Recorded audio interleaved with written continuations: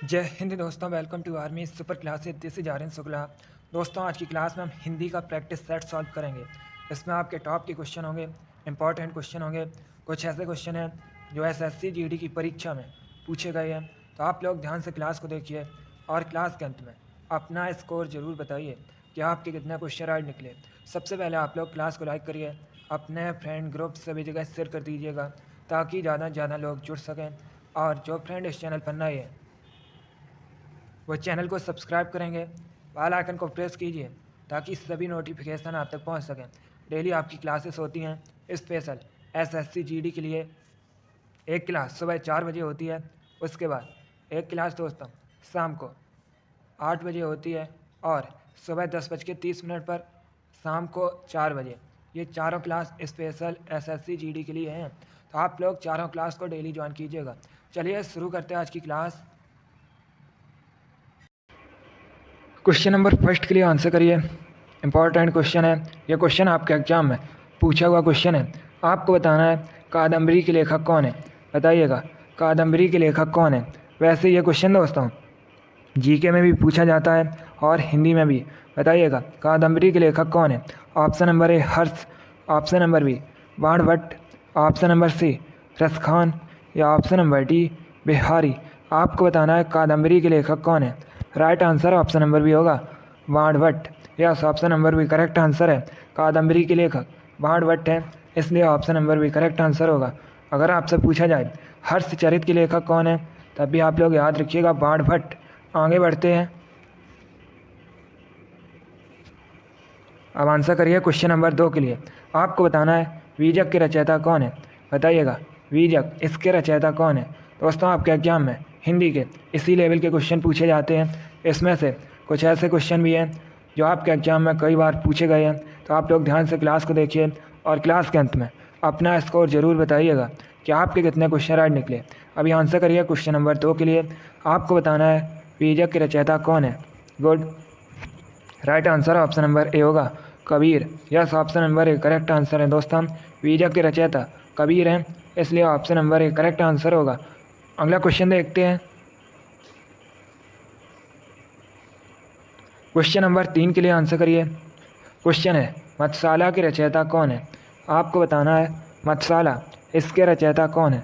Option number A Neeraj, option number B Harbans Rai Bachchan, option number C Vishnu Prabhakar या option number D Shiv Prasad Singh.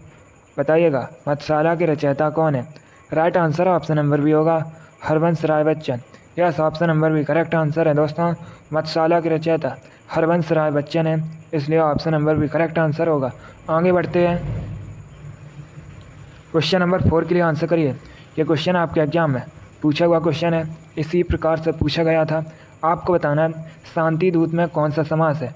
बताइएगा शांति दूत इसमें कौन सा समास है। ए बावरी, बी अव्ययी भाव, सी तत्पुरुष या डी द्वंद्व। आपको बताना है शांति दूत में कौन सा समास है। क्वेश्चन नंबर 4 के लिए आंसर करिए। वेरी गुड, इसका right answer option number C होगा तत्पुरुष। Yes, option number C correct answer है। दोस्तों शांति दूत में तत्पुरुष समास है, इसलिए option number C correct answer है। वेरी गुड, इसी प्रकार से आंसर करिए। बहुत अच्छे दोस्तों, आगे बढ़ते हैं। अब आंसर करिए क्वेश्चन नंबर 5 के लिए। ये भी क्वेश्चन आपके एग्जाम में पूछा हुआ क्वेश्चन है। आपको बताना है विनय पत्रिका किसकी कृति है। बताइएगा विनय पत्रिका किसकी कृति है। वेरी गुड, डेली आपकी क्लास होती है स्पेशल आपके एग्जाम के लिए, तो आप लोग डेली क्लास को ज्वाइन कीजिएगा। इसका right answer option number B होगा Tulsidas. Yes, option number B correct answer है। विनय पत्रिका तुलसीदास की कृति है, इसलिए option number B correct answer होगा। यह क्वेश्चन एग्जाम में पूछा जाता है विनय पत्रिका जो कि तुलसीदास की कृति है, ये किस भाषा में रचित है। तो याद रखिएगा दोस्तों ये ब्रज भाषा में रचित है। क्वेश्चन नंबर 5 का option number B correct answer है। विनय पत्रिका तुलसीदास की कृति है। आगे बढ़ते हैं, अब आंसर करिए क्वेश्चन नंबर 6 के लिए। इंपॉर्टेंट क्वेश्चन है। आपको बताना है दोहा में कितने चरण होते हैं। बताइएगा दोहा इसमें कितने चरण होते हैं। ए 2 है, बी 4, सी 6 या डी 8। आपको बताना है दोहा में कितने चरण होते हैं। आंसर करिए क्वेश्चन नंबर 6 के लिए। तो का मतलब आइए पहले ऑप्शन पढ़िए ध्यान से, उसके बाद ही आंसर करिएगा।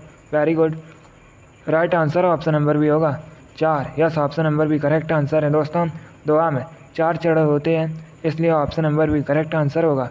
जिसने भी क्वेश्चन नंबर 6 का ऑप्शन नंबर बी दिया है उनका राइट आंसर है। Very good. तो आप लोग याद रखिएगा, दुआ में 4 चरण होते हैं। आगे बढ़ते हैं। अब आंसर करिए क्वेश्चन नंबर 7 के लिए। अच्छा क्वेश्चन है। आपको बताना है ध्रुव सामनी के रचयिता कौन है। बताइएगा ध्रुव सामनी का रचयिता कौन है। जिसने अभी लाइक नहीं किया एक बार लाइक करिए, अपने फ्रेंड ग्रुप सभी जगह शेयर कर दीजिएगा ताकि ज़्यादा से ज़्यादा लोग जुड़ सकें। और जो फ्रेंड इस चैनल पर नए हैं वो चैनल को सब्सक्राइब करेंगे, बेल आइकन को प्रेस कीजिए ताकि सभी नोटिफिकेशन आप तक पहुंच सकें। गुड। बताइएगा ध्रुव सामनी के रचयिता कौन है।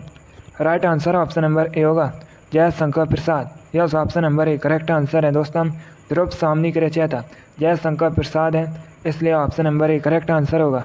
अब अगर आपसे पूछा जाए आकाशदीप, ममता, आंसू, कामायनी, इन सभी के लेखक कौन है, तो आप लोग याद रखिएगा जयशंकर प्रसाद। क्वेश्चन नंबर 7 का option number A correct answer है। ध्रुव सामनी के रचयिता जयशंकर प्रसाद हैं। आगे बढ़ते हैं।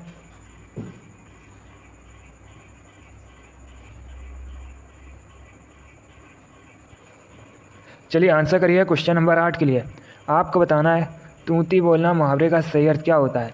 बताइएगा तूती बोलना मुहावरे का सही अर्थ क्या होता है। क्वेश्चन नंबर 8 के लिए आंसर करिएगा। ऑप्शंस दिए गए हैं, पहले आप लोग ध्यान से ऑप्शन पढ़िए, उसके बाद ही आंसर करिएगा।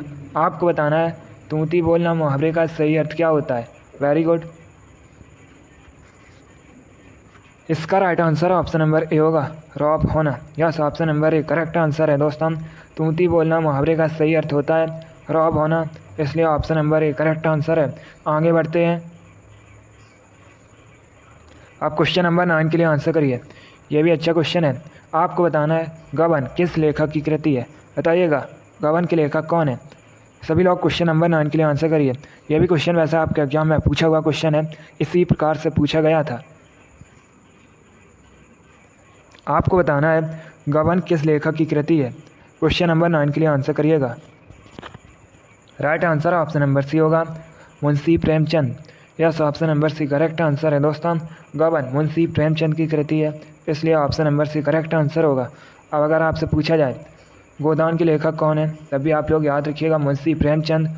और एक क्वेश्चन पूछ लेते हैं कि कर्मभूमि के लेखक कौन है, तब भी आप लोग याद रखिए मुंशी प्रेमचंद। क्वेश्चन नंबर 9 का option number C correct answer है। गबन के लेखक मुंशी प्रेमचंद हैं। आगे बढ़ते हैं।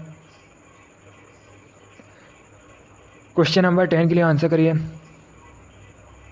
क्वेश्चन है दोस्तों किस प्रकार से आपको बताना है साहित्यकार सही लिखा जाएगा। सही वर्तनी आपको चुननी है।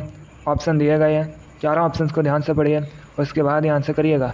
एक क्वेश्चन आपके एग्जाम में वर्तनी संबंधित पूछा जाएगा, इसी प्रकार का क्वेश्चन होता है। आपको बताना है साहित्यकार किस प्रकार से सही लिखा जाएगा। Very good. Right answer option number C होगा। Yes, option number C correct answer है दोस्तों। इस प्रकार से साहित्यकार सही लिखा जाएगा। आगे बढ़ते हैं। क्वेश्चन नंबर 11 के लिए आंसर करिए। आपको बताना है निम्न में से कौन सा शब्द विवाह का पर्यायवाची शब्द है। बताइएगा विवाह का पर्यायवाची शब्द कौन सा है। ऑप्शंस दिए गए हैं। गुड। इसका right answer option number A होगा। Yes, option number A correct answer है। वेरी गुड, बहुत अच्छे दोस्तों। आगे बढ़ते हैं। अब आंसर करिए क्वेश्चन नंबर 12 के लिए। आपको बताना है आजन्म में कौन सा समास है। बताइएगा आजन्म में कौन सा समास है। ए कर्मधारय, बी तत्पुरुष, सी द्विगु या डी अव्ययीभाव। आपको बताना है आजन्म में कौन सा समास है। वेरी गुड, बहुत अच्छे।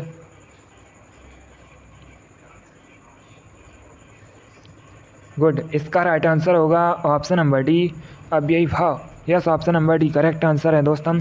आजन्म में अव्ययीभाव समास है, इसलिए option number D correct answer होगा। आगे बढ़ते हैं। आप क्वेश्चन नंबर 13 के लिए आंसर करिए। आपको बताना है ढिंढोरा पीटना मुहावरे का सही अर्थ क्या होगा। काफ़ी दोस्तों फेमस मुहावरा है। आपको बताना है ढिंढोरा पीटना मुहावरे का सही अर्थ क्या होगा। चलिए क्वेश्चन नंबर 13 के लिए आंसर करिए। Very good. बताइएगा ढिंढोरा पीटना मुहावरे का सही अर्थ क्या होता है। गुड। इसका right answer option number B होगा प्रचार करना। Yes, option number B correct answer है दोस्तों। ढिंढोरा पीटना मुहावरे का सही अर्थ होता है प्रचार करना, इसलिए option number B correct answer होगा। आगे बढ़ते हैं। अब आंसर करिए क्वेश्चन नंबर 14 के लिए। आपको बताना है चंद्रकांता किस लेखक की कृति है। बताइएगा चंद्रकांता किस लेखक की कृति है। अच्छा क्वेश्चन है, इंपॉर्टेंट है। आपको बताना है चंद्रकांता के लेखक कौन है।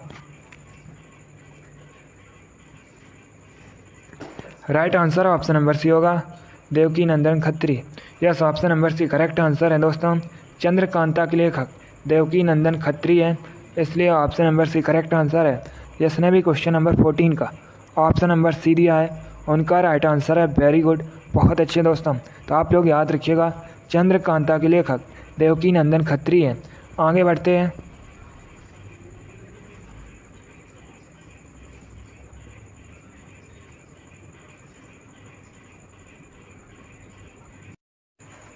क्वेश्चन नंबर 15 के लिए आंसर करिए।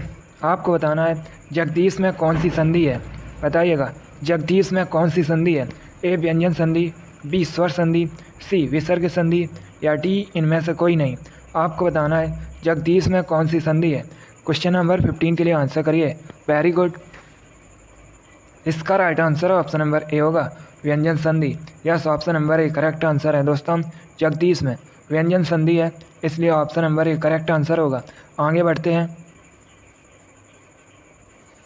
क्वेश्चन नंबर 16 के लिए आंसर करिए। ये क्वेश्चन आपके एग्जाम में पूछा हुआ क्वेश्चन है, इसी प्रकार से पूछा गया था। आपको बताना है पंचवटी किस कवि की रचना है। बताइएगा पंचवटी के लेखक कौन है। ऑप्शन नंबर ए Maithili Sharan Gupt, option number B Ramdhari Singh Dinkar, option number C Jaishankar Prasad या option number D Suryakant Tripathi Nirala. आपको बताना है पंचवटी किसकी रचना है। क्वेश्चन नंबर 16 के लिए आंसर करिएगा। Good, right answer option number A होगा मैथिली शरण गुप्त। Yes, option number A correct answer है। पंचवटी दोस्तों मैथिली शरण गुप्त की रचना है, इसलिए option number A correct answer होगा। एक क्वेश्चन आपके एग्जाम में पूछा गया था भारत भारती के लेखक कौन है, तब भी आप लोग याद रखिएगा मैथिली शरण गुप्त। चलिए क्वेश्चन नंबर 16 का option number A correct answer है। आगे बढ़ते हैं। क्वेश्चन नंबर 17 के लिए आंसर करिए। क्वेश्चन है जिसकी चिंता ना की जा सके इसके लिए एक शब्द क्या होता है। आपको बताना है जिसकी चिंता ना की जा सके इसके लिए एक शब्द क्या होता है। क्वेश्चन नंबर 17 के लिए आंसर करिएगा।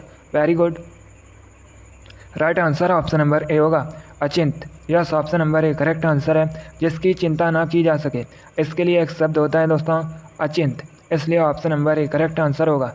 अगला क्वेश्चन देखते हैं। क्वेश्चन नंबर 18 के लिए आंसर करिएगा। ये क्वेश्चन आपके एग्जाम में पूछा हुआ क्वेश्चन है, इंपॉर्टेंट है, आगे भी आपके एग्जाम में पूछा जा सकता है। आपको बताना है मछली का तत्सम शब्द है। बताइएगा मछली का तत्सम शब्द क्या होता है। ए मत्स्य, बी मीन, सी मीनाक्षी या डी इनमें से कोई नहीं। आपको बताना है मछली का तत्सम शब्द है। आंसर करिए क्वेश्चन नंबर 18 के लिए। गुड, आंसर जल्दी देने की कोशिश करिएगा। इसका right answer option number A होगा मत्स्य। Yes, option number A correct answer है दोस्तों। मछली का तत्सम शब्द मत्स्य होता है, इसलिए option number A correct answer है। आगे बढ़ते हैं। क्वेश्चन नंबर 19 के लिए आंसर करिए। आपको शुद्ध वर्तनी का चयन करना है। आपको बताना है पौराणिक किस प्रकार से सही लिखा जाएगा। 4 ऑप्शन दिए गए हैं, बताइएगा कौन सा ऑप्शन करेक्ट है। आपको बताना है पौराणिक किस प्रकार से सही लिखा जाएगा। गुड, इसका right answer option number B होगा। Yes, option number B correct answer है। इस प्रकार से पौराणिक सही लिखा जाएगा। आगे बढ़ते हैं। क्वेश्चन नंबर 20 के लिए आंसर करिए। क्वेश्चन है दोस्तों मोर नाच रहा है, इस वाक्य में मोर क्या है। आपको एक वाक्य दिया गया है मोर नाच रहा है, इस वाक्य में दोस्तों मोर क्या है। पहले ध्यान से ऑप्शन पढ़िए, उसके बाद ही आंसर करिएगा। वेरी गुड, तुक्का मत लगाइए। Correct answer option number D होगा जातवाचक संज्ञा। Yes, option number D correct answer है दोस्तों। मोर नाच रहा है, इस वाक्य में मोर जातवाचक संज्ञा है, इसलिए option number D correct answer होगा। आगे बढ़ते हैं। क्वेश्चन नंबर 21 के लिए आंसर करिए। यह भी क्वेश्चन आपके एग्जाम में पूछा हुआ क्वेश्चन है। अब आपको बताना है उल्लू का तत्सम शब्द क्या होता है। बताइएगा उल्लू का तत्सम शब्द क्या होता है। क्वेश्चन नंबर 21 के लिए आंसर करिए। वेरी गुड, इसका right answer option number B होगा उलूक। Yes, option number B correct answer है। उल्लू का तत्सम शब्द उलूक होता है, इसलिए option number B correct answer होगा। आगे बढ़ते हैं, क्वेश्चन नंबर 22 के लिए आंसर करिए। अच्छा क्वेश्चन है दोस्तों, आहर शब्द का विलोम क्या होता है? आपको बताना है आहर शब्द का विलोम क्या होता है। ऑप्शन नंबर ए अलग, ऑप्शन नंबर बी विसर्जन, ऑप्शन नंबर सी निराहार या ऑप्शन नंबर डी अनिच्छा। आपको बताना है आहर शब्द का विलोम क्या होता है। Right answer option number C होगा निराहार। Yes, option number C correct answer है दोस्तों।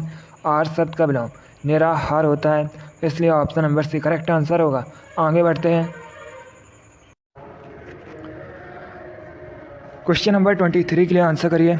आपको बताना है आलोचना करने वाला, इसके लिए एक शब्द क्या होता है? बताइएगा, आलोचना करने वाला, इसके लिए एक शब्द क्या होता है? चलिए आंसर करिए क्वेश्चन नंबर 23 के लिए। इसका राइट आंसर होगा ऑप्शन नंबर सी आलोचक। Yes, option number C correct answer है दोस्तों। आलोचना करने वाला, इसके लिए एक शब्द आलोचक होता है, इसलिए option number C correct answer होगा। आगे बढ़ते हैं, क्वेश्चन नंबर 24 के लिए आंसर करिए। आपको बताना है परतंत्र का विलोम क्या होता है? बताइएगा, परतंत्र का विलोम क्या होता है? क्वेश्चन नंबर 24 के लिए आंसर करिए। आपको बताना है परतंत्र का विलोम शब्द क्या होता है? Good, right answer option number A होगा स्वतंत्र। Yes, option number A correct answer है। परतंत्र का विलोम स्वतंत्र होता है, इसलिए option number A correct answer है। आगे बढ़ते हैं, आज का लास्ट क्वेश्चन आपके सामने है। क्वेश्चन नंबर 25 है। बताइएगा प्रवेश शब्द का विलोम क्या होता है? आपको बताना है प्रवेश शब्द का विलोम शब्द क्या होता है। सभी लोग आंसर करिएगा। Very good, right answer option number B होगा निकास। यह option number B correct answer है दोस्तों। प्रवेश का विलोम निकास होता है, इसलिए option number B correct answer है। वेरी गुड, बहुत अच्छे दोस्तों, गुड। चलिए दोस्तों, आज की क्लास में हमने हिंदी के इंपॉर्टेंट क्वेश्चन डिस्कस किए with extra fact. I hope आप सभी को ये क्वेश्चन समझ आए होंगे।